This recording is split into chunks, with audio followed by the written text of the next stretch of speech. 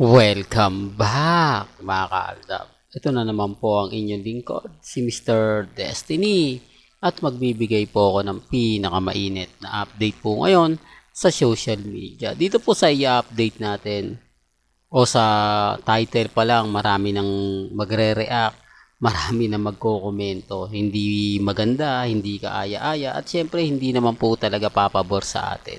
Lahat ng mga sasabihin natin dito ay para lang po, i-remind ko lang po uli at uunahan ko na po kayo.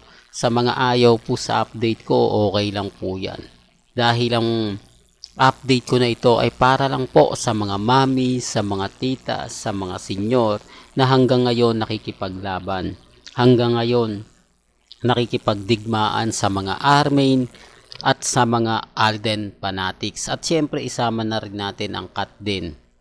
Sa ngayon mga kaaldab, kumbaga literal na gamit si Alden.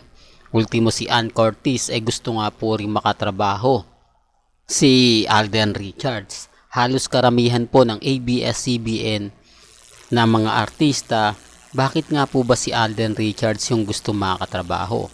Si Baron, di po ba si Jericho? Bakit? Sa dami ng artista po sa loob ng ABS-CBN na walang mga trabaho, na nag-aantay sa TV5, pero bakit gusto nila sa GMA Kapuso? Para lang klaro, kahit papaano siguro mapapaisip na po sila. Ito yung sinasabi ko at pinapaliwanag ko sa mga dumadaan. Dito po sa ipag-uusapan natin, kayo na po bahala mag-react, kayo na po bahala mag-komento kung sino nga po ba nagsasabi ng fake news at totoo. Unang-una, ito'y post galing po kay Main Polkerson. Mga update po na kung saan mapapaisip naman po ang iba. Pero yung iba, syempre sasabihin nila, ilusyon na naman to. Kumbaga, sino nga po ba nagbabalita? Si Mr. Destiny, 101% fake news daw po ako. Pero okay lang naman po yan. Hindi ko naman po ginagawa ng mga bagay-bagay na komplikado. Ang sa akin po, makapagbigay po ako ng update, especially po sa mga mamis, sa mga titas, at sa mga senyor. Ito po yung tinutukoy ko. Ito po yung gusto kong ihain po sa inyo. Di po ba si Alden Richards yan, 101%? Di po ba? Real talk to mga kaaldab, pero wala eh. Andun tayo sa point mga kaaldab na sinasabi nilang si Congressman Arjo at si Mengay nga po raw yan.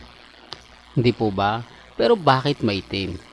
Bakit, kumbaga, kailangan na madilim yung panahon? Although, aminado tayo, palubog na yung araw, alon, di po ba? Pero kapag sinasabi kong si Alden Richards, yan dami nagre-react.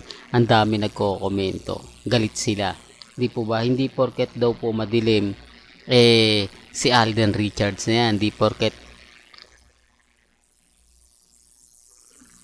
ganyan yung mga post, masasabing si Alden yan. Hindi naman po ako namimilit, di po ba? Hindi naman po tayo yung tipo na kailangan po nating i-push.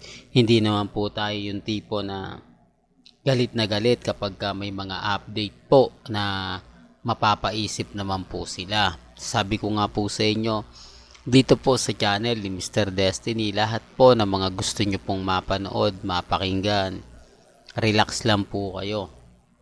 Sa ngayon, masaya po si Mr. Destiny sa mga nababasa natin, sa mga napapanood po natin. Kasi tayo naman po talaga yung wagi. Tayo naman po talaga yung panalo. Hindi naman po siguro lingid sa inyong kaalaman na ang Boracay po ang pinaka-memorable pagdating kina Richard Polkerson at Main Polkerson. Di po ba? Tapos sa Boracay pa po nagbakasyon si Mengay.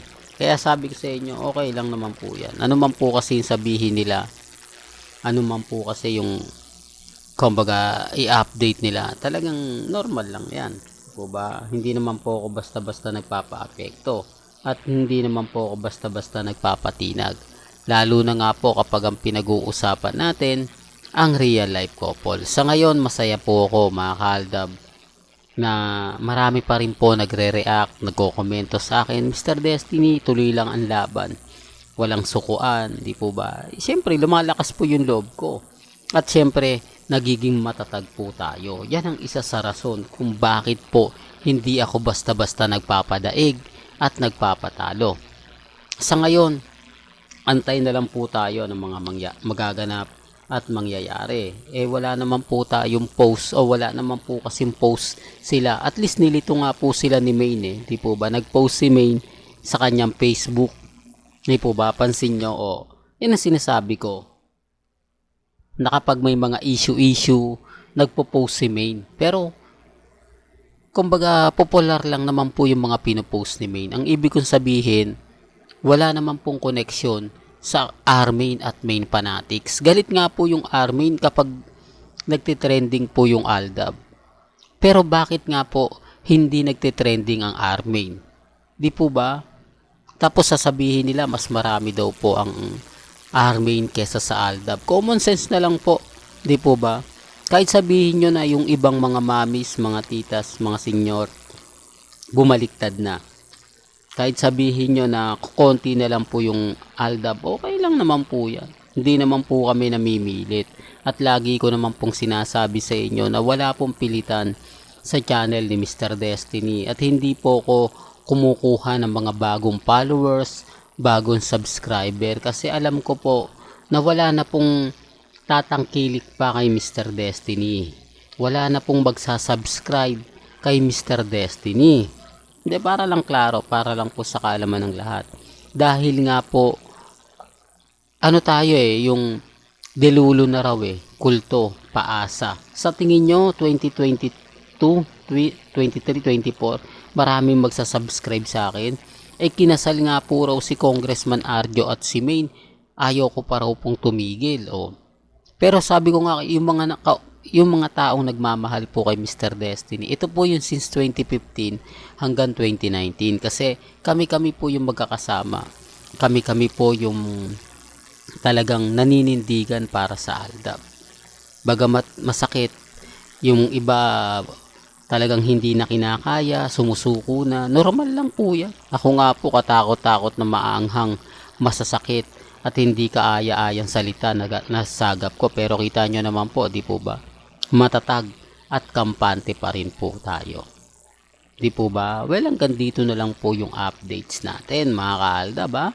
Kaya kung gusto nyo pa po ng pinaka-latest at sariwang update, abay dito lang kayo tututok sa channel ni Mr. Destiny para updated po kayo sa mga latest at sa mga bagong video po na ilalabas po natin maya-maya lang. Hanggang sa muli, salamat po sa panonood at pakikinig.